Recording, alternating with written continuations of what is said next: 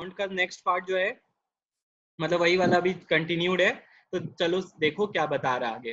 तो हम तुम लोग को कल बताए थे दो तीन चीज जो बहुत इंपॉर्टेंट था, लॉन्गिट्यूडनल और ट्रांसवर्स वेव के बारे में, जो कि तुम लोग को जानना जरूरी था। Velocity of sound in gas क्या क्या चीज पे डिपेंड करता है और क्या चीज पे डिपेंड नहीं करता, ये भी बताए थे तुम लोग को। तो अगले क्लास से हम तुम लोग से क्वेश्चन पूछेंगे ही जब हम पढ़ा रहे हैं तुम लोग को। तो जैसे कि अभी हम पहला क्वेश्चन पूछते हैं हम लोग का नयन से। तो नयन बताएगा मेरे को कि velocity of sound in gas क्या चीज पे डिपेंड नहीं करता है। नयन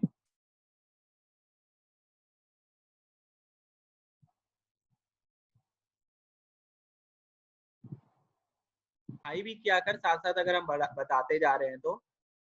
ना मैथ्स बनाता ना पढ़ाई करता है। तो देख यहाँ पे, अब यहाँ से स्टार्ट करते हैं जो कल खत्म किए थे। तो sound waves differ for electromagnetic waves. तो कल हम तुम लोग को एक चीज बताए थे कि ये ध्यान रखना, ये है भी तुम लोग की बुक में, इलेक्ट्रोमैग्नेटिक वेव्स जब पढ़ोगे GXU विमार। तो ये क्या था भैया, ये आपका याद करने का तरीका है GXU विमार। तो GXU विमार का मतलब हो गया gamma ray, x-ray, ultraviolet ray, visible ray, infrared और माइक्रोवेव्स और रेडियो वेव्स। तो ये सारा वेव्स होता है। These all are electromagnetic waves. भैया ये सारा का सारा क्या है, इलेक्ट्रोमैग्नेटिक वेव्स। जिसमें जो आपका यहाँ पे वी आ रहा है, वी हो गया विजिबल लाइट रे, इसी में आता है आपका रॉयजी बीम, रॉयजी बीम रेड ऑरेंज, जिसको हम लोग देख सकते हैं। और इवन ये क्वेश्चन पूछा जाता है कि बताओ इसका रेंज क्या है। तो ये जो है ये 4000 से 8000 एंगस्ट्रम के बीच में आता है। जब तुम लोग को बताएंगे स्पेक्ट्रम तब तुम लोग को यहाँ पे ये चीज, अच्छा हट भी गया तो कोई बात नहीं, तो बता देते हैं। ये जो है 4000 से लेके 8000 एंगस्ट्रम के बीच में आता है इसका वेवलेंथ। तो ये बात ध्यान रखना, ये क्वेश्चन भी आया हुआ इसलिए हम बताए हैं। अब अगर सिलेबस से हट गया होगा तो नहीं पूछेगा। फिर यहाँ पे देखो क्या बोलता है, the electromagnetic waves are formed by the periodic vibration of the mutually perpendicular electric and magnetic waves in a plane normal to direction of wave propagation. अब यहाँ पे ये लाइन का मतलब क्या हुआ, बोल रहे हैं यहाँ पे क्या होता है कि अगर हम ये वेव जा रहा है, ठीक है, ऐसे वेव जा रहा है, इधर हम एक नॉर्थ पोल रख दिए, इधर हम एक क्या रख दिए, साउथ पोल रख दिए, ठीक है। ये वेव आपस में यहाँ पे देखिए भैया, जो वेव जा रहा है नॉर्थ टू साउथ जाएगा, और तुम्हारा ये मैग्नेटिक रेज इधर जाएगा, और वेव कहाँ जा रहा है आपका, सामने की तरफ जा रहा है। तो दोनों एक दूसरे के क्या हो गया, परपेंडिकुलर हो गया, दोनों एक दूसरे के क्या हो गया, परपेंडिकुलर। बस इतना सही, अभी इतना जानना तुम लोग, ये बताया इतना था कि the electronic magnetic waves are formed by periodic vibration of mutually perpendicular electric and magnetic field in a plane normal to direction of wave propagation. तो प्रोपगेशन का मतलब बताए थे कि जब वो ट्रेवलिंग होता है उसको प्रोपगेशन बुलाते हैं हम लोग। इलेक्ट्रोमैग्नेटिक वेव्स आर दस ट्रांसफर वेव। तो जितना भी प्रॉपर्टी पढ़ेंगे हम लोग इलेक्ट्रोमैग्नेटिक वेव्स का सारा ट्रांसफर का जैसा होगा। कोई बच्चा मेरे को बता सकता है तीन प्रॉपर्टी हम कल तुम लोग को ट्रांसफर्स के बारे में बताए थे, तीन क्या था वो सारा, कोई भी बच्चा? मोहिशा बताएगी, मोहिशा बता। ट्रांसफर से पहला हम तुमको बताते हैं, मीडियम बताओ उसका, ट्रांसफर से किस में ट्रेवल करता है? Solid and upper surface of liquid. Very good, ठीक है, जिसका नाम ले रहे हो वही उसको पहले बोलने दे, तेरे पे भी आएंगे। ठीक है, तो solid and upper surface of liquid, very good. Mohisha second point मेरे को बताओ, उसमें क्या चीज का फॉर्मेशन होता है, इसको क्या बुलाते हैं, इसको क्या बुलाते हैं? Very good. तो भैया क्या चीज का फॉर्मेशन हो जाता है इसमें, ऊपर वाला रीजन क्रस्ट हो जाता है, नीचे वाला ट्रफ हो जाता है। अब मेरे को बता कि इसमें जो पार्टिकल और वेव है आपस में कितना डिग्री बनाता है? 90 degree perpendicular. 90 degree, very good. तो ये सारा चीज तुम लोग को याद है, वेरी गुड। तो यही चीज बता रहे कि ट्रांसफर वेव का यही सारा है, तो सारा का सारा प्रॉपर्टी इलेक्ट्रोमैग्नेटिक का भी है, क्योंकि बोल रहा है ये ट्रांसफर वेव जैसा होता है। But unlike sound wave they travel, but unlike sound waves they can travel through vacuum also. तो साउंड वेव जिस तरह का हुआ है ना भैया, आप देखिए ट्रांसफर वेव एक तरह का साउंड वेव भी होता है, बट साउंड वेव क्या हम कल बताए थे, चांद पे जाके पढ़ना चाहते हैं, पढ़ पाएंगे वहां पे? ना, क्यों नहीं पढ़ पाएंगे बता शिबू?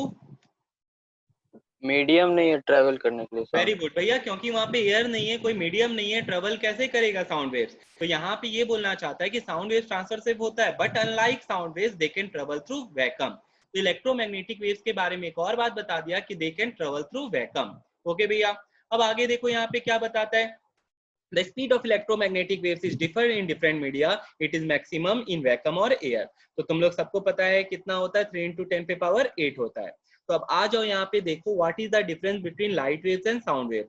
तो बताओ मेरे को, लाइट वेव्स जो होता है वो भैया इलेक्ट्रोमैग्नेटिक वेव्स होता है, साउंड वेव्स जो होता है वो मैकेनिकल वेव्स होता है। लाइट वेव्स वैक्यूम में ट्रेवल कर सकता है, साउंड वेव्स वैक्यूम में ट्रेवल नहीं कर सकता। लाइट का स्पीड जो होता है 3 × 10⁸ मीटर पर सेकेंड होता है इन एयर, और साउंड का बहुत ही कम होता है 330 मीटर पर सेकेंड। बहुत कम नहीं है, ठीक है, कंपैरेटिव टू लाइट के बहुत कम है। अगर हम लोग बात करें, हम लोग का जैसे इंडियन ट्रेन रन कर रहा है उस हिसाब से बहुत ज्यादा तेज स्पीड हो गया 330 मीटर पर सेकेंड, जैसे जो जेट प्लेन सब उड़ता है, अभी राफेल का नाम सुना होगा तुम लोग बहुत ज्यादा, तो ये सब जो स्पीड से उड़ता है बहुत तेजी उड़ता है, ठीक है। तो वो जो स्पीड होता है उनका स्पीड मैक में नापा जाता है, ठीक है, मैक। और एक मैक जो होता है वो किसके बराबर हो जाता है, 330 मीटर पर सेकेंड के बराबर ही हो जाता है, ठीक है। तो वो बहुत ज्यादा स्पीड है, कंपैरेटिव टू लाइट जो है भैया वो क्या बता रहा है, बहुत कम है, ठीक है। लेकिन 330 मीटर पर सेकेंड भी बहुत ज्यादा हो गया, ओके। फिर बोलता है यहाँ पे लाइट वेव्स जो होता है भैया, the wavelength of light waves is very small, 10⁻⁻6 metre बता रहा है, ओके। और वेवलेंथ ऑफ साउंड वेव्स जो होता है वो कितना बता रहा है, 10⁻2 मीटर से लेके 10 मीटर तक का होता है, मतलब कितना दूर तक ट्रेवल करता है वो चीज का बात कर रहा है। These waves are transverse waves, कौन सा वेव्स भैया, लाइट वेव्स। और आपका साउंड वेव्स जो होता है वो कैसा वेव्स होता है, लॉन्गिट्यूडनल वेव्स होता है। तो ये दो चीज, पांचों चीज जो पॉइंट्स बताए हैं ये याद रखना है। अब ऐसा नहीं है बच्चा की तरह कि पहला 2 पॉइंट भैया 2 लाइन का तुम लोग याद कर लेते, नहीं, यहाँ पांचों पॉइंट तुमको जरूरी है। तुमसे पूछ सकता है साउंड वेव्स और लाइट वेव में डिफरेंस बताओ on the basis of speed, तो तब तुम लोग क्या लिख के आ जाओगे भैया, ये तो तुम लोग को याद ही एकदम आराम से लिखोगे। फिर हम पूछ लेंगे वेवलेंथ के बेसिस में बता, तो ये तो याद नहीं है, याद करो इसको। फिर यहाँ पे देखो क्या बोलता है, the change in intensity is because of, अच्छा ये तो उस समय इंटेंसिटी का बाद जो ऊपर लिखा था उसका यहाँ पे एस्टेरिस्क दिया हुआ है। The change in intensity is because of partial reflection at the bond, तो वो बता रहा है कि जब भैया एक मीडियम से दूसरे मीडियम जाता है ना तो वेवलेंथ बदलता है, स्पीड बदलता है और इंटेंसिटी बदलता है। तो यहाँ बताना चाह रहा है कि इंटेंसिटी बदलता है क्या, तो वहां पे उसका कारण बताया है, ठीक है। चलो नेक्स्ट पॉइंट आएगा इको, शायद आज तुम लोग को इको पढ़ाएंगे, रिफ्लेक्शन ऑफ साउंड वेव्स, ठीक है। तो यहाँ पे हम कल भी तुम लोग को बताए थे कि साउंड को एक डुअल पार्टिकल मान रहे, वेव भी मान रहे और क्या मान रहे, पार्टिकल भी मान रहे। जिस तरह दीवार पे अगर बॉल फेंकते हैं तो बॉल वापस घूम के आता है, उसी तरह यहाँ पे भी क्या होगा, साउंड वेव्स क्या होगा, दीवार से टकरा के वापस घूम के आएगा। तो इस रिफ्लेक्शन ऑफ साउंड को हम लोग क्या बुलाते हैं, इको बुलाते हैं। मान लेते हैं अर्चित को यहाँ पे खड़ा कर दिए और अर्चित यहाँ से चिल्ला रहा है, ठीक है। तो अर्चित का सामने दीवार है और दीवार से साउंड घूम के वापिस आया, ठीक है। तो अर्चित को ही आवाज अपना वापिस से सुनाई दिया, तो दिस रिफ्लेक्शन ऑफ साउंड को क्या बुलाते हैं हम लोग, इको बुलाते हैं। मेरा क्वेश्चन तुम लोग से ये है, और ये क्वेश्चन आया हुआ है बोर्ड एग्जाम में, कि बताओ what is the minimum distance for echo. ये अर्चित और दीवार के बीच में इको का कितना डिस्टेंस है, डी कितना है बताओ, 17 मीटर। चलो तुम लोग पढ़ा हुआ है, तो 20 मीटर, 70 मीटर या जो भी है ये बताते तुम लोग को, एक मिनट। तो चलो यहाँ पे देखो what is the minimum distance for echo, क्या कैसे हम लोग कैलकुलेट करेंगे। तो देख यहाँ पे हम तुम लोग को कैलकुलेट करना सिखा रहे हैं, पहले ही इको पढ़ाने के पहले ही कैलकुलेशन सिखा रहे हैं इसका।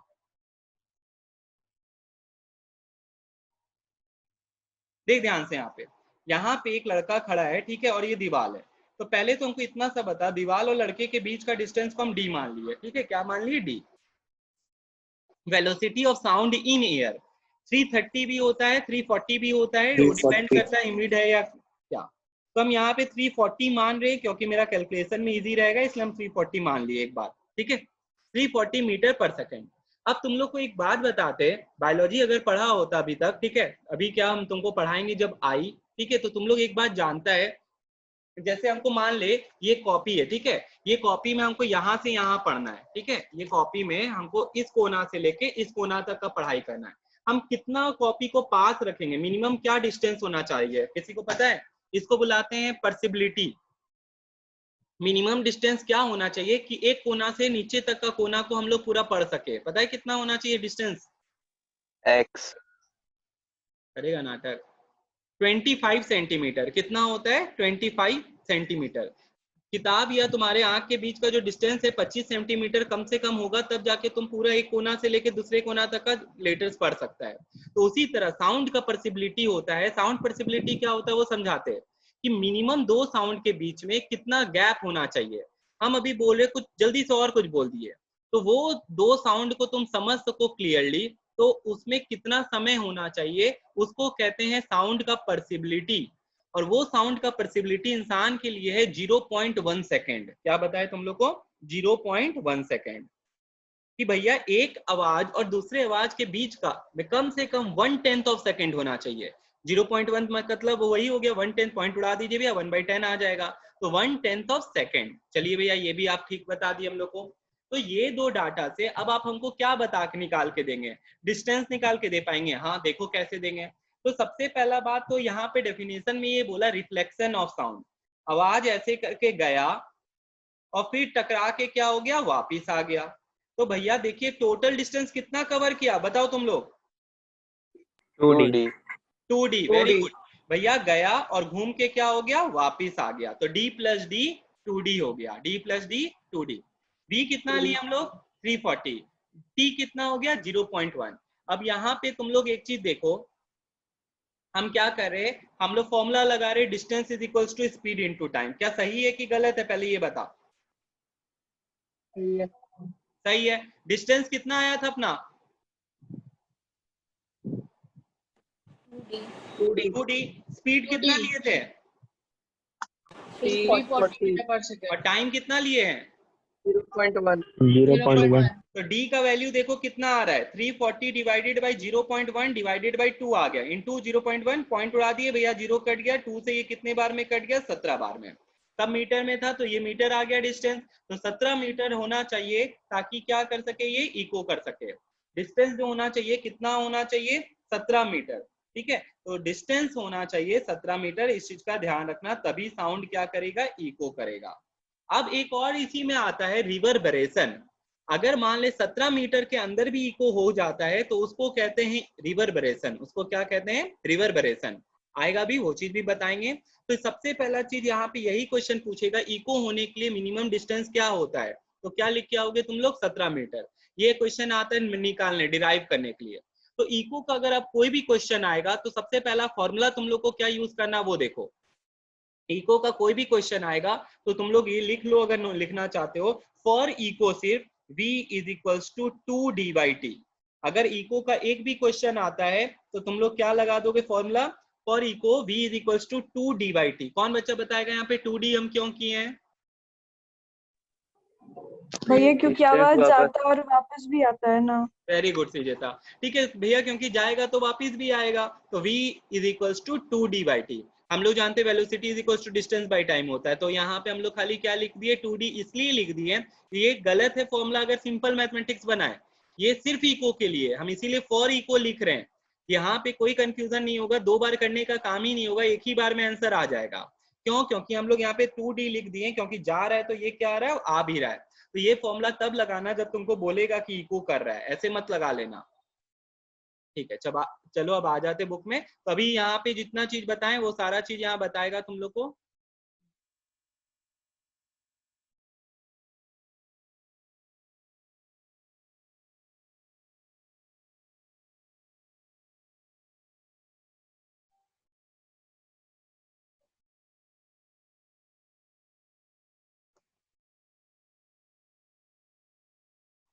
मेरा आवाज आ रहा है भैया, इको नहीं।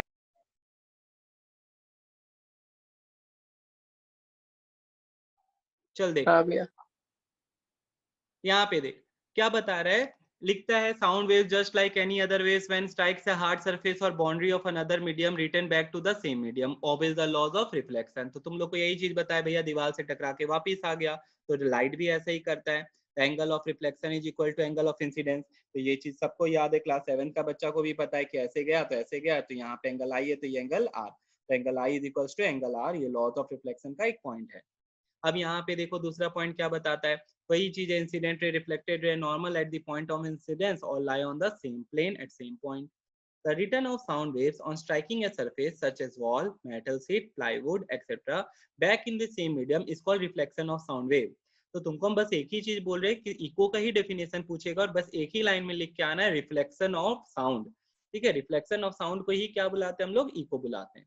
अब नेक्स्ट क्वेश्चन ये आएगा कि इको ज्यादा किस सरफेस पे होगा, हार्ड सरफेस पे कि पॉली सरफेस में। ये तुम लोग सब ऑब्जर्व कियोगे, नहीं कियो तो इस बार दिवाली आएगा तो ध्यान रखना, रूम जब साफ होता है, खाली होता है, तो रूम ज्यादा गूंजता है कि रूम में सब चीज रखा हुआ है तब ज्यादा आवाज करता है, खाली रहता है। खाली खाली रहता है। तो ये चीज सब ऑब्जर्व किया है। तो तुम लोग को एक चीज आज बताते हैं, तुम लोग सारे स्कूल्स में ऑडिटोरियम्स बन चुका है, ठीक है। एक बात इससे रिलेटेड बता रहे हैं, तुम लोग को पता नहीं होगा तो एक बार स्कूल जब जाओगे खोलेगा तब देखना कि जहाँ पे कंप्यूटर लैब होता है वहां पे क्या होता है, थर्माकोल लगाया जाता है दीवार में, ठीक है। या कोई साउंड रूम्स होता है वहां पे भी थर्माकोल लगाया जाता है। कारण क्या होता है, कोई बताओ मेरे को। थर्माकोल जो होता है भैया वो साउंड को एब्जॉर्ब कर लेता है, साउंड को बाहर जाने नहीं देता है। तो those are sound proof rooms. INOX जाओगे, पीवीआर जाओगे, वहां पे जो है उसका जो दीवार होता है उसमें लकड़ी लगाया जाता है या साउंड ऑब्स्ट्रक्टिंग सब्सटेंस लगाया जाता है कि एक जहां मूवी चल रहा है उस मूवी थिएटर का आवाज दूसरे में नहीं जा रहा है। कारण ऐसा क्या है, तो वैसा सब्सटेंस वहां लगा हुआ है जो साउंड को क्या कर रहा है, एब्जॉर्ब कर ले रहा है भैया, जाने नहीं देना है दूसरे रूम में। तो यहाँ पे यही चीज बताना चाहते हैं ऑडिटोरियम कर लेके। ऑडिटोरियम जनरली जो बनाया जाता है डोम शेप का होता है, ठीक है। स्टेज वेज जो भी होता है डोम शेप का, क्यों, चलो देखो इसका कारण। भैया यहाँ पे परफॉर्मेंस चल रहा है तो यहाँ से आवाज जो भी आ रहा है वो क्या होता है, यहाँ टकरा के सीधे किसके कान में जाना चाहिए, लिसनर के कान में जाना चाहिए, ठीक है। तो इसी कारण से ये क्या होता है, डोम शेप का होता है। तो यहाँ पे आप पढ़ाया ही कि रिफ्लेक्शन होता है, यहाँ पे क्या होता है, रिफ्लेक्शन। तो हम ये रेड लाइन जो दिखा रहे हैं ये क्या दिखा रहे तुम्हारे को, ये दिखा रहे नॉर्मल। तो यहाँ इस कारण से ये सारा जो जहाँ पे तुम्हारा ऑडिटोरियम एरियाज होगा, जहाँ पे कोई भी परफॉर्मेंस चलता है, स्टेज परफॉर्मेंस, वहाँ का जो बनता है ये सब, तो कारण उसका ये होता है ताकि साउंड जो है वो डायरेक्टली लिसनर के कान में जाए। तो यहाँ पे लिखता है the reflection of sound wave does not require a smooth and shining surface like a mirror. Sound waves gate reflected from any surface weather smooth और हार्ड, पॉलिश्ड और रफ। तो यहाँ पे सरफेस से कोई लेना देना नहीं है। The only requirement of the reflecting of sound wave is that the size of the reflecting surface must be bigger than wavelength of the sound wave. यहाँ पे बोल रहा है कि ऑब्जेक्ट का साइज बड़ा होना चाहिए ताकि रिफ्लेक्शन हो सके, ताकि क्या हो सके, रिफ्लेक्शन हो सके। The phenomenon of reflection of sound waves is utilized in making a megaphone or speaking tube, sound board and ear trumpet. तो इसी का यूज करते हैं। तो अगर हम तुमसे पूछ लेंगे बताओ ईयर ट्रम्पलेट किस प्रिंसिपल पे बेस्ड है, तो तुमको बताना पड़ेगा रिफ्लेक्शन ऑफ साउंड। तो देख ऐसे क्वेश्चन भी आ सकता है। अब तुम मेगाफोन जान ही नहीं रहा तो क्वेश्चन पूछ लिया, बताओ name on which principle does megaphone depend, तो क्या लिख के आ जाओगे वहां पे, रिफ्लेक्शन ऑफ साउंड या इको लिख सकते हो तुम लोग शॉर्ट में। तो ये सब चीज ध्यान रखना है तुम लोग को। अब यहाँ पे देख, यहाँ पे एक बात बताए थे तुम लोग को कि थर्माकोल वाला, तो यहाँ पे ये जो हम साउंड के लिए बोल रहे थे, इको के लिए नहीं बोल रहे थे, साउंड के लिए हम बोल रहे हैं कि साउंड अगर साउंड प्रूफ रूम्स बनाना है तो भैया उसके दीवार में थर्माकोल लगा दीजिए, लकड़ी लगा दीजिए, ठीक है। क्यों, क्योंकि थर्माकोल, लकड़ी या पर्दा लगा दीजिए, वो सब क्या करता है, साउंड को एब्जॉर्ब कर लेता है। अब आता है इको। इको की वही चीज है। इको देखो क्या बताता है, if a person stands at some distance from a wall and produces a sharp sound, one hears two distinct sound. एक तो उसका ओरिजिनल साउंड सुनाई देगा और एक कुछ देर के बाद सुनाई देगा। तो जो कुछ देर के बाद सुनाई दे रहा है उसी को बोल रहा है ये इको है। The sound heard after reflection from a distant obstacle, such as cliff, hillside, wall of a building, after the original sound has ceased, is called echo. तो बोला क्या कि जब ओरिजिनल साउंड खत्म हो गया और उसके बाद जो आपको साउंड सुनाई दे रहा है उसी साउंड को हम लोग क्या बुला रहे हैं, इको बुला रहे हैं। उसी साउंड को क्या बुला रहे हैं, eco. Note, the reflected sound if heard along with the original sound is not called an echo. Only the sound heard after original sound has ceased, that is the sound distinctly separate from original sound is called echo. तो यहाँ पे बोल रहा है कि अगर उसी समय सुनाई दे दिया तो वो इको नहीं है, वो और ही कुछ है। कंडीशन फॉर इको, कुछ बोल रहा है अर्चित, आवाज क्लियर नहीं, मेरा आवाज सबको क्लियर नहीं है। हाँ भैया, हाँ भैया, क्लियर है कि नहीं आ रहा है क्लियर तुम लोग? इको नहीं भैया, मैनेज है भैया, नहीं मैनेज देख। तो देख यहाँ पे हम यही बात बता रहे थे कि इफ द सेकंड पॉइंट यहाँ पे ध्यान देना पहले, if there are repeated reflection at the reflecting surface the sound gets prolonged. अब आवाज क्या हो जाएगा, लंबा गूंजेगा, ठीक है। This effect is known as reverberation. It can easily be experience in high tombs like Taj Mahal, Sikandra, ठीक है। सिकंदरा फोर्ट में एक जगह है जहाँ पे खड़े होकर अगर चिल्लाएंगे तो तुम्हारा आवाज, एक पोजीशन पे चिल्लाएंगे तुम्हारा आवाज तुमको बहुत देर तक सुनाई पड़ता है, ठीक है। तो वही सब चीज बता रहा है और कुछ नहीं है। तो इसको हम लोग क्या कहते हैं, रिवर्बरेशन कहते हैं। अब यहाँ पे जो चीज है ये तुम लोग को बताएं, ठीक है। यहाँ पे देख ली 0.1 सेकेंड, ये सारा चीज पढ़ने का कुछ नहीं है इसमें। यहाँ पे जो तुमको अभी हम थोड़ी देर पहले डिराइव बताए वो यहाँ से लेके यहाँ तक में वही चीज लिखा हुआ है, ठीक है। तो कंडीशन फॉर इको के लिए मिनिमम डिस्टेंस जो होना चाहिए वो कितना बता रहा है, 17 मीटर बता रहा है। तो हम इसमें तुमको कुछ नहीं बोल रहे पढ़ने, इसमें सीधा तुमको डिराइव जो आया है 17 मीटर का, ये ध्यान रखना है तुम लोग को, ठीक है। 17 मीटर का ये डिराइव जो आया वो ध्यान रखना है, जिसमें तुमको दो चीज को बहुत इंपॉर्टेंट में लेना है, क्या कि टाइम जो होगा और तुम्हारा जो वेलोसिटी होगा वो कितना लेंगे भैया हम लोग 0.1 सेकेंड, और दूसरा क्या ले लेंगे 340 मीटर पर सेकेंड ले लेंगे। तो इस चीज को ध्यान रखेगा सब बच्चा। अब 3 कंडीशन और आता है कि भैया, क्या, हाँ बोल केतन। वह क्वेश्चन था पूछो। कि कहीं भी कोई खाई वाला जगह है, वहां पे अगर चिल्लाते तो ये बहुत आवाज गूंजता है, क्यों? हाँ हाँ कर रहे हैं। The minimum distance between the source of sound and the reflector in the air must be 17 metre. वापिस से वही बात बता रहा है, तीसरी बार आ गया ये चीज। दूसरा बात बताएगा कि जो साइज ऑफ द रिफ्लेक्टर जो है वो कम से कम क्या होना चाहिए, must be large in as compare to wavelength. मतलब जितना तुम देखे यहाँ पे वेवलेंथ जितना ज्यादा है उससे ज्यादा ऑब्जेक्ट का क्या होना चाहिए, साइज होना चाहिए। ऑब्जेक्ट का क्या होना चाहिए, साइज होना चाहिए, ताकि ये रिफ्लेक्ट करके वापिस आ सके। तो इस चीज को ध्यान रखना। और तीसरा है इंटेंसिटी। भैया उतना कस के चिल्लाए ही नहीं तो आवाज क्या रिफ्लेक्ट करेगा, हल्का सा तुम चू कर दोगे और आवाज आने लगेगा, नहीं, ठीक है। तो उसका इंटेंसिटी पे भी डिपेंड करता है कि कस के चिल्लाओगे भैया तभी जाके तुम्हारा क्या होगा, इको होगा। तो इस चीज को एकदम क्लियर रखेगा सब बच्चा। तो determination of speed of sound, तो तुम लोग को यहाँ देख ले आ गया formula v equals to 2d/t। तो ये फॉर्मूला तब लगाना जब इको का क्वेश्चन होगा। अब ये इको का क्वेश्चन कैसे पता करेंगे, क्वेश्चन आएगा दिख जाएगा तुमको। यूजेस ऑफ इको, चलो ये सब चीज जानो थोड़ा सा। Echoes find their application in sound ranging and echo depth sounding. हम कल तुम लोग को बताए थे इको नेविगेशन। तो इको नेविगेशन जो होता है वो क्या होता है, चमगादड़ सब जो होता है उसका यूज करके ट्रेवल करने में काम करता है। उसके पास आंख है बट उससे देख नहीं सकता, वो इको नेविगेशन का यूज करके क्या करता है भैया, उड़ता है। तो देखिए यहाँ पे उसी तरह एक होता है इको डेप्थ साउंडिंग। इससे क्या कर सकते हैं, कोई भी जगह का गहराई जान सकते हैं बिना उसमें डूबे। तो यहाँ पे देखो मान लेते हैं कि ऐसे करके एक ओसेनिक बॉडी है, नीचे हम लोग यहाँ, हाँ नीचे हम लोग यहाँ टाइटेनिक डुबा देते हैं, ठीक है। अब हमको यहाँ पे जानना है कि इसका कितना डेप्थ है। मरीना ट्रेंच जो है, कैसे वहां पे कोई आदमी गया होगा, नहीं। मरीना ट्रेंच जो है उसमें एक माउंट एवरेस्ट घुस जाएगा, इतना डीप है वो। लेकिन वहां पे उसका डीपनेस जाना है साइंटिस्ट लोग, तो कैसे, यही सब टेक्नोलॉजी का यूज करके। भैया यहाँ पे देखिए कैसे आप टाइम जानेंगे, डेप्थ जानेंगे। तो चलो देखो, इसके ऊपर एक बोट है जो यहाँ पे तैर रहा है, ठीक है। इसके पास जैसे अभी सीबू बोला रडार है, ठीक है। तो दो चीज होता है, एक होता है सोनार और एक होता है रडार। एक भेजता है सिग्नल और एक क्या करता है, रिसीव करता है। तो सोनार जो है वो क्या करता है, साउंड नेविगेशन एंड रेंजिंग लिखा हुआ है यहाँ पे भी, तुमको करना है और ये क्वेश्चन आया हुआ है। Sonar stands for sound navigation and ranging.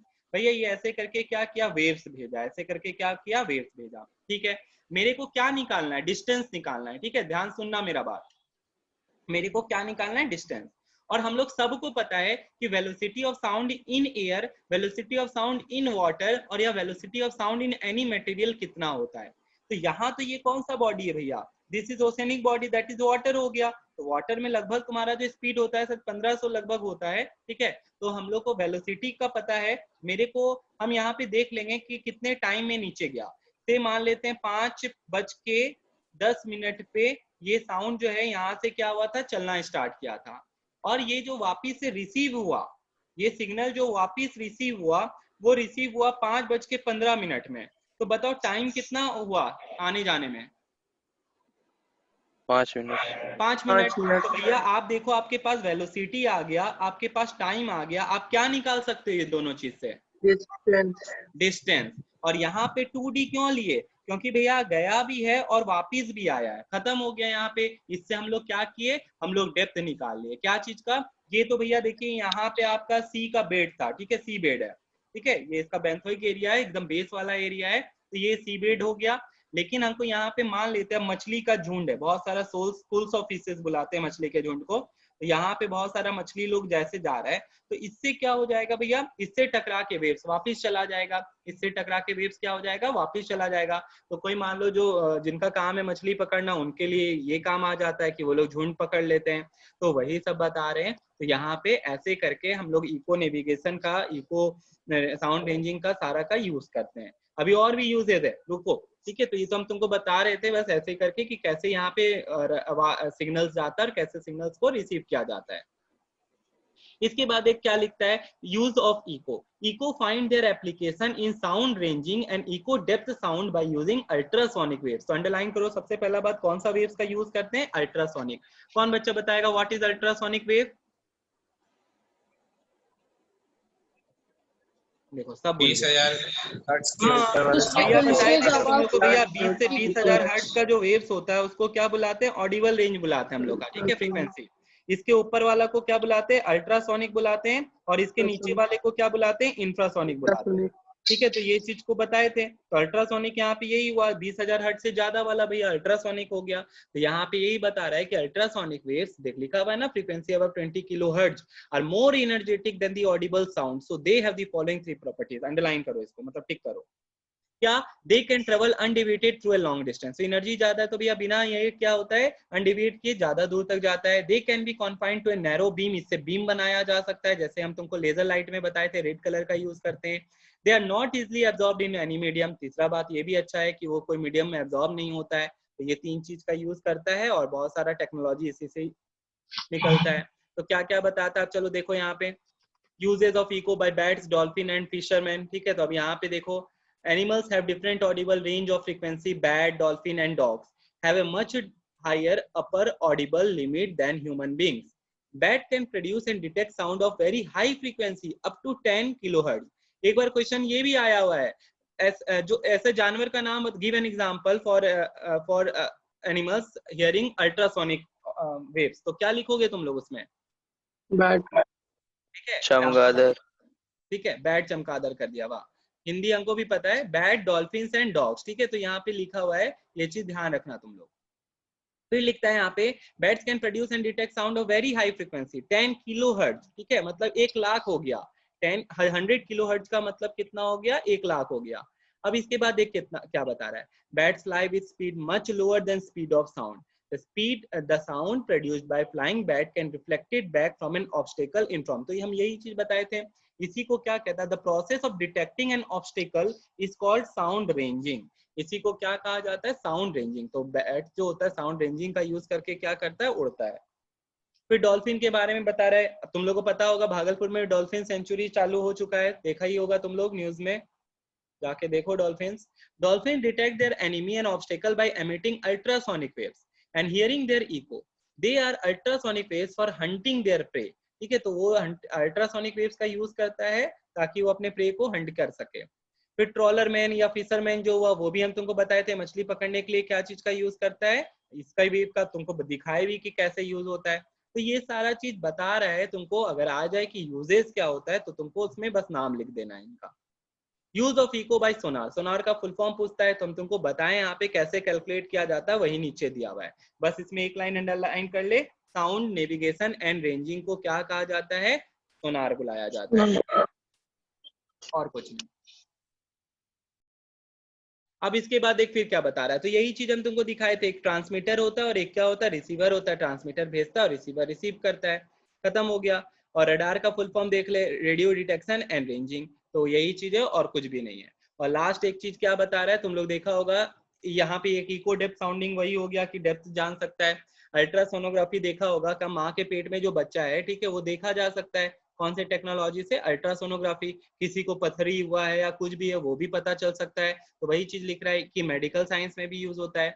तो वही चीज ऐसे करके क्वेश्चन पूछेंगे कि मेरे को एक यूजेस बताओ इको इन मेडिकल फील्ड, तो तुमको क्या लिखना है, वहां पे तुम लिख के आ जाओगे इको डेप्थ साउंडिंग, तो गलत हो जाएगा। वहां पे तुमको क्या लिखना था, अल्ट्रासोनोग्राफी लिखना था, तो या कार्डियोग्राफी लिखना था। कार्डियोग्राफी से क्या कर सकते हैं कि हार्ट में कोई भी प्रॉब्लम है तो वो चीज देखा जा सकता है बिना कुछ चीर फाड़ किए, ठीक है। पेट के अंदर क्या चीज है, कि अगर कोई पथरी है या कुछ भी है वो देखना है तो वो अल्ट्रासोनोग्राफी से देखा जा सकता है। तो ये सारा चीज एक एक मार्क्स का क्वेश्चन है। सोनार का फुल फॉर्म, रडार का फुल फॉर्म, फिर तुम्हारा मेडिकल फील्ड में क्या चीज का साउंड वेव का यूज कैसे करते हैं, तो ये सारा चीज तुम लोग को ध्यान रखना है। चलो न्यूमेरिकल भी आज ही कर लेंगे हम लोग, ध्यान देना तुम लोग जरा। अभी वीडियो बंद होगा फिर तुम लोग कनेक्ट करना, हम न्यूमेरिकल बता देंगे। यहाँ तक किसी को कोई डाउट?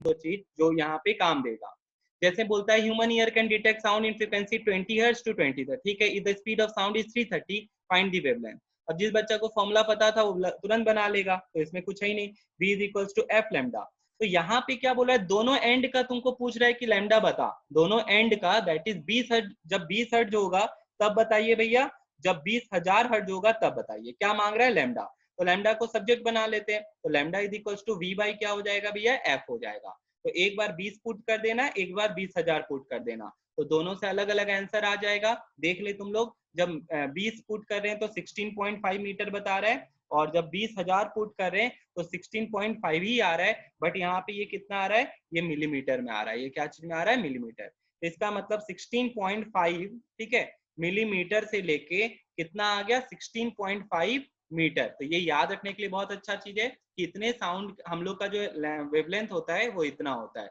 16.5 मिलीमीटर से लेके 16.5 मीटर तक का। चलिए हो गया भैया। सेकेंड डायग्राम में आते हैं, ठीक है। तो डायग्राम में क्या पूछ रहा है पहले देख लेते हैं, उसके बाद देखते हैं ग्राफ क्यों दिया है।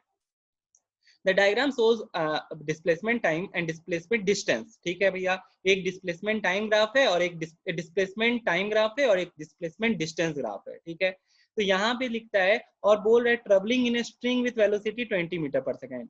एक बात हमेशा ध्यान रखना, जो हम कल भी तुमको बोले थे, एक वेव रेड कलर का है, एक वेव है येलो कलर का, दोनों का वेलोसिटी सेम रहेगा कि अलग अलग होगा, ये बताओ पहले।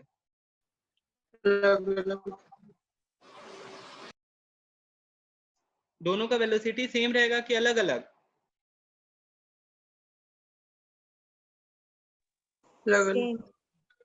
सेम रहेगा, ठीक है। दोनों का जो वेलोसिटी रहेगा वो क्या रहेगा, सेम रहेगा। ये चीज कल भी बताए थे तुम लोग को, कल भी हर चीज बताए थे, फ्रीक्वेंसी अलग था लेकिन वेलोसिटी क्या था, सेम। तो वेलोसिटी 20 मीटर पर सेकेंड दिया हुआ है। अब ध्यान देना, दूसरा चीज लिखता है, in each case use the graph to calculate the frequency. हमको फ्रीक्वेंसी निकालना है, चलो स्टार्ट करते हैं। तो फ्रीक्वेंसी इज इक्वल्स टू, कल भैया आप लोग को बताए थे, क्या बताओ तो तुम ही लोग, पढ़ता लिखता नहीं है खुद भी, क्या था frequency? Number of waves in produced in 1 second. Number of oscillation in 1 second. तो भैया यहाँ पे तो एक बात है कि 1 सेकेंड का दिख ही नहीं रहा, तब क्या करे, तो वेव देख लेते हैं भैया। यहाँ से यहाँ देखिए, ये एक वेव कंप्लीट किया है, कितने सेकंड में कंप्लीट किया बता देख के हमको। 0.10। Very good Archit. यहाँ पे भैया 0.10 में क्या किया, ये ऑक्सीलेशन कंप्लीट कर दिया। तो फ्रीक्वेंसी निकल गया, पॉइंट उड़ा दिए भैया, 2 जीरो ऊपर आ गया, 1 0 कटा दिए, कितना आ गया, 10 हर्ट्ज आ गया। लीजिए देखिए कितना इजी वे में निकाल दिया। अब दूसरा पूछ रहा है, बता मेरे को यहाँ पे लैम्डा, ठीक है, हमसे क्या मांग रहे हैं, लैम्डा। तो भैया आप एफ निकाल लियो, आपको वेलोसिटी दिया हुआ है तो v equals to f lambda होता है। अभी आप तुरंत लैम्डा निकाले थे ऊपर वाले क्वेश्चन में कि v बाय एफ होता है, तो b आ गया 20 और f आ गया आपका कितना, 10। तो ये कट के कितना आ गया, बता जल्दी से, 2 मीटर। कट के कितना आ गया बता जल्दी से, 2 मीटर। तो देखिए भैया ये भी निकल गया 2 मीटर। लैम्डा जो पूछा था लैम्डा भी निकल गया। तो देख कितना इजी चीज था। तो यहाँ पे देख सकता है एक ही फॉर्मूला यूज कर रहे हैं और कुछ भी नहीं। तो हम यहाँ पे तुमको फ्रीक्वेंसी निकालना सिखाएं दूसरे वाले क्वेश्चन में, ध्यान देना इस चीज को। तीसरा क्वेश्चन फिर से देख, यहाँ पे देख श्रेया, यहाँ पे क्या था कि कल आपको बताए थे कि फ्रीक्वेंसी जो होता है वो क्या होता है, एक मिनट रुकना, हाँ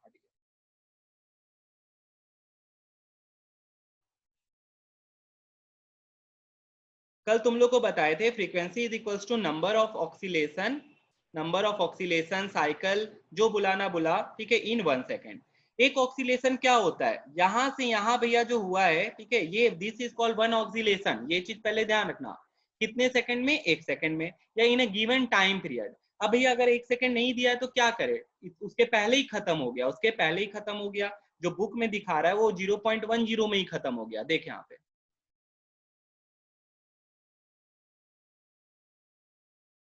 यहाँ पे तुम लोग देख ये कितने में खत्म हो गया, 0.10 पे ही खत्म हो गया। तो मेरे को बता फ्रीक्वेंसी क्या आएगा, 1 बाई टाइम पीरियड, ये भी पढ़ी थी तुम लोग। तो 1 ऑक्सीलेशन, ये ऊपर क्या है, ऑक्सीलेशन, एक ऑक्सीलेशन कितने समय में कंप्लीट हुआ है श्रुति?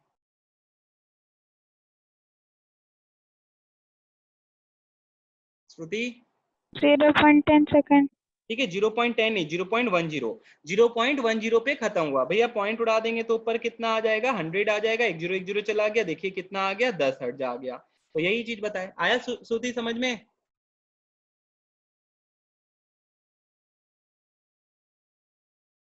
श्रुति? हाँ भैया। ठीक है, धात्री आई है, धात्री? हाँ भैया। हाँ भैया। इशू आई है, इशू?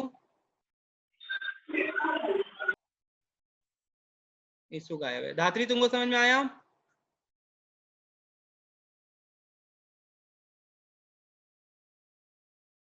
अब देख b is equals to f lambda, ठीक है। तो हाँ ठीक है, ओके धात्री। यहाँ पे देख b is equals to f lambda, आपसे लैम्डा भी पूछा था, तो lambda is equals to v by f, और क्वेश्चन में दिया हुआ वेलोसिटी 20, ठीक है, और फ्रीक्वेंसी निकाला तुम लोग 10। 1010 फिर कट गया, तो देखिए यहाँ पे लैम्डा जो आ गया वो कितना आ गया, 2 मीटर आ गया। खत्म हो गया ये भी भैया।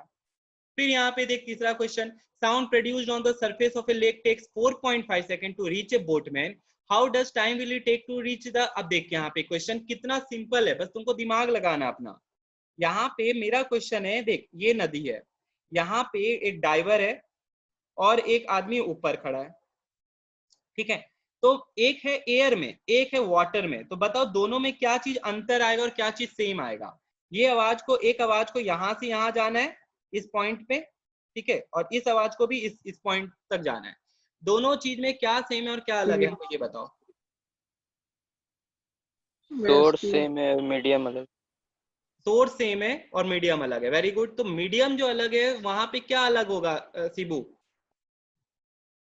Speed, velocity, very good.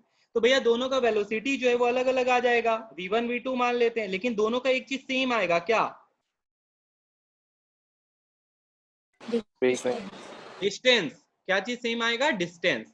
भैया वेलोसिटी अलग है तो टाइम अलग आ जाएगा, लेकिन दोनों का डिस्टेंस क्या आएगा? सेम आएगा। हमको भैया देखिए ऊपर भी इतना ही जाना है जितना पानी में नीचे जाना है, लेकिन बात क्या है, साउंड जो है दोनों में अलग अलग ट्रेवल करता है। बताओ किसमें ज्यादा होता है? पानी में। पानी में। वाटर।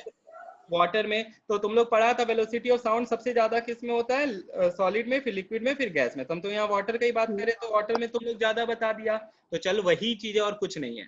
बोलता है sound produced on the surface of lake takes 4.5 second to reach the boatman. Surface पे, यहाँ से भैया सरफेस है ये, देखिए यहाँ से यहाँ जाने पे कितना टाइम लग गया? 4.5 सेकंड लग गया, ठीक है। अब ऑब्वियस सा बात है पानी में कम लगेगा क्योंकि पानी में स्पीड ज्यादा है। पानी में स्पीड क्या है? ज्यादा है, ठीक है। अब बोलता है how much time will it take to reach the diver inside the water at the same distance. Distance देखिए सेम हो गया, नहीं भी देता तो तुमको पता होना चाहिए था कि ऊपर नीचे का डिस्टेंस सेम आ जाएगा। If the speed of sound in water is 4.5 times the speed of sound in air. पानी में कितना ज्यादा बताया? 4 पॉइंट। तो ऐसे कर लेते हैं कि एयर में अगर x था तो पानी में स्पीड कितना है? 4.5 इंटू क्या हो जाएगा? x हो जाएगा। दोनों का डिस्टेंस सेम है, तो भैया ऊपर का डिस्टेंस d1, नीचे का डिस्टेंस d2, तो d1 और d2 सेम आ गया। तो d1 क्या हो जाएगा? v इंटू टी, ठीक हो, x इंटू 4.5, और d2 कितना हो जाएगा भैया? 4.5x, ठीक है। ये इतना टाइम्स बोला था, और तुम्हारा डिस्टेंस कितना जल्दी बता?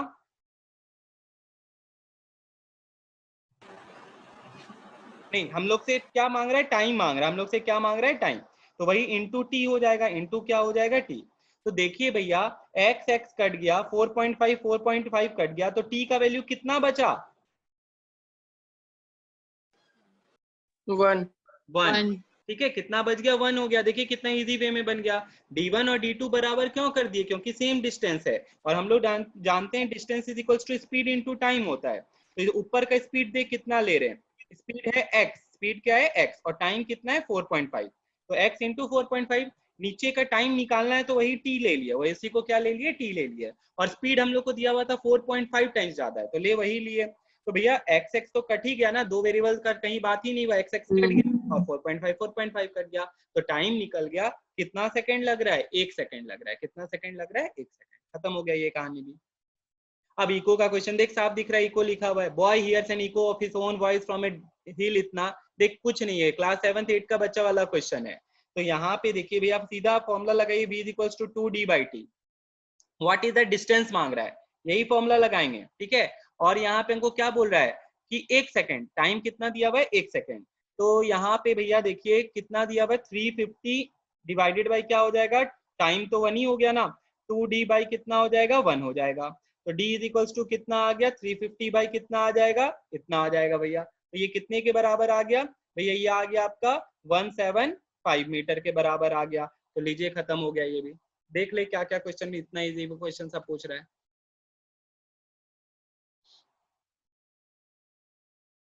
इसका न्यूमेरिकल भी बना के खत्म कर लेना आज ही, ठीक है। तो यही चीज बताया है। हम तुमको सीधे क्वेश्चन नंबर 7, 8 और 9 बताते हैं। अब पहले हम 8 नंबर बताएंगे, ठीक है। 8 नंबर क्वेश्चन को इंपॉर्टेंट भी मार्क करो। 8 नंबर क्वेश्चन हम लोग पहले करते हैं, यहाँ पे ध्यान देना। हम तुमको समझा रहे, सॉल्व नहीं कर रहे हैं, ठीक है। यहाँ पे कंडीशंस बता रहे हैं खाली, न्यूमेरिकल मतलब मैथ नहीं बना रहे यहाँ का। लिखता है man standing in front of A vertical Cliff. ध्यान सुनना सब बच्चा। एक आदमी क्लिफ के सामने खड़ा है, ठीक है, कोई दिक्कत नहीं भैया, खड़ा कर दिए। फायर्स अ गन, गोली चलाया। He hears the echo after 3 second. थोड़ा दूरी लगा देते हैं। बंदूक चलाया यहाँ से, ठीक है, और ये इको जो है वो कितना सेकंड बाद सुनाई दिया? 3 सेकंड, ठीक है। चलिए भैया, फिर क्या बोलता है ना, ये लड़का on moving closer to cliff. अब देखिए भैया, ये लड़का आगे बढ़ गया, ठीक है, 82.5। यहाँ से यहाँ का जो डिस्टेंस है 82.5 है। ये जो लाल कलर से दिखा रहे 82.5 मीटर आगे बढ़ा, फिर से गोली चलाया। अब जो इको सुना कितने देर में सुना? अब जो इको सुन रहा है 2.5 सेकंड में सुन रहा है। चलिए भैया, कोई दिक्कत नहीं है। पूछता फाइंड द, चलिए ये दो चीज हो गया। अब फिर मेरा यहाँ पे क्वेश्चन है, दोनों केस में क्या सेम होगा? वेलोसिटी। वेलोसिटी। भैया जब पहले भी बंदूक चलाया था तब भी मीडियम एयर था, दोबारा भी चलाया तब भी मीडियम एयर है। अब रुको यहाँ पे, तो दोनों का वेलोसिटी सेम है। जब ब्लैक वाला जो यहाँ पे था तब खड़ा था तब मान लेते v1, और जब तुम्हारा जब रेड वाला जगह खड़ा था तब वेलोसिटी तब भी v2, दोनों बराबर कर दिए। अब वेलोसिटी इज इक्वल्स टू क्या होता है बताओ मेरे को? Distance upon time. हम मान लेते हैं, ठीक है, मान लेते हैं कि लड़का जो खड़ा था, पहले देखिए यहाँ पे, मेरे को यहाँ पे ध्यान देना, हम बुक के अकॉर्डिंग नहीं कर रहे हैं। हम मान लेते हैं कि जहां रेड वाला जगह है वहां से दीवार का डिस्टेंस है x, वहां से दीवार का डिस्टेंस क्या है? x।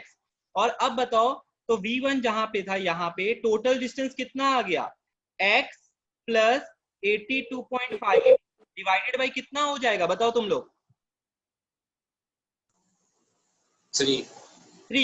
क्योंकि भैया जो इको सुना था वो 3 सेकंड के बाद सुना था। इसमें एक चीज करना बचा हुआ है, क्या बताओ तो? 2 से मल्टीप्लाई। भैया आपको इको का फॉर्मूला पढ़ा दिए हैं क्या? v is equals to 2d/t। वही लगा रहे हम भैया, 2 लगा दिए, ये देखिए ये रहा 2, और डिस्टेंस कितना है भैया? आप यहाँ से यहाँ का डिस्टेंस x माने हो और रेड से ब्लैक का डिस्टेंस 82.5 बोल रहे हो, तो टोटल डिस्टेंस जो हो जाएगा वो कितना हो जाएगा? x प्लस 82.5 हो गया। अब v2 बताओ भैया, जब आगे भसक गया तो वहां पे आप देखिए जो डिस्टेंस आ रहा है, अब कितना ले लेंगे? सीधा सीधा x दिया हुआ है और 2x इसलिए कर दिए क्योंकि यहाँ भी इको हो रहा है, और टाइम कितना दिया हुआ है? 2.5 दिया हुआ है। टाइम कितना दिया हुआ है? 2.5। तो देखिए ऐसा ही क्वेश्चन है, 2 2 तो ऐसे ही कट गया। अब इसको सॉल्व कर ले तुम लोग, तो तुम्हारा x का वैल्यू निकल जाएगा। और तुमसे पूछ रहा है कि पहले टोटल डिस्टेंस कितना था, तो जो भी x का वैल्यू आ रहा है उसमें 82.5 को जोड़ देना, तेरा टोटल डिस्टेंस निकल जाएगा। बस यही मांग रहा है। और फिर पूछ रहा है वेलोसिटी ऑफ साउंड बताओ, तो दोनों में से किसी को भी सॉल्व कर लेना। इधर भी x का वैल्यू पुट करोगे, इधर भी x का वैल्यू पुट करोगे, दोनों से सेम वेलोसिटी आने वाला है, तो तुम लोग पुट करके देख सकते हो। यही क्वेश्चन है, ऐसा ही क्वेश्चन एक्सरसाइज में दिया हुआ है, बना के कंप्लीट करना। अब यहाँ पे देखो 9th नंबर क्वेश्चन, अ person standing between 2 vertical cliffs. अब यहाँ पे वही सेम क्वेश्चन है, अब अंतर क्या है? यहाँ पे देख, एक क्लिफ को इधर कर देते, एक क्लिफ को इधर कर देते हैं। बिटवीन का मतलब बीच में नहीं होता, पहली बात तो ये गलती जो तुम लोग करते हो मत करना। A person standing between 2 vertical cliffs and 640 metre away from the nearest cliff. भैया इधर इधर ये पास में, ठीक है, तो यहाँ से कितना दूरी बता रहा है? 640 दूर बता रहा है। Nearest cliff 640 metre away from the nearest cliff produces sound, hears the first echo after 4 seconds and the second echo 3 seconds later। एक बात समझना यहाँ पे क्वेश्चन में क्या बोला भैया, यहाँ पे देखिए पहला इको किससे सुनेगा? इस दीवार से सुनेगा कि दूसरा इको किससे सुनेगा? दूसरा इको इस दीवार से सुनेगा, ठीक है। पहला इको जो सुना है, ध्यान देना इस क्वेश्चन में क्या छुपा हुआ है। पहला जो इको सुना है वो कितने सेकंड में सुना? 4 सेकंड में। कितने सेकंड में? और फिर जो दूसरा इको सुना वो कितने सेकंड में सुना बताओ? 3 सेकंड में? नहीं, दूसरा इको जो सुना भैया 4 और 3 को जोड़ के 7 सेकंड के बाद सुना है।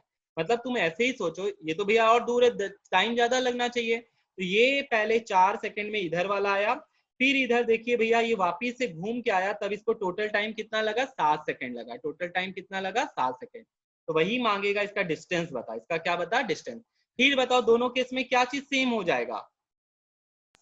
Velocity. वेलोसिटी। तो वही चीज करना है, यहाँ पे भी 2d/t लगा दीजिए और यहाँ पे भी 2d/t लगा दीजिए। तो इससे क्या चीज का वैल्यू निकल जाएगा? x का वैल्यू निकल जाएगा, वही डिस्टेंस है between the Cliff and the boy. समझ में आ गया?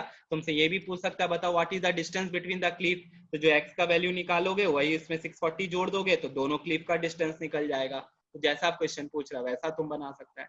तो आज पहले तुम लोग इतना ट्राई कर, एक क्वेश्चन जो है उसका कोई भी एक्सरसाइज में क्वेश्चन नहीं है।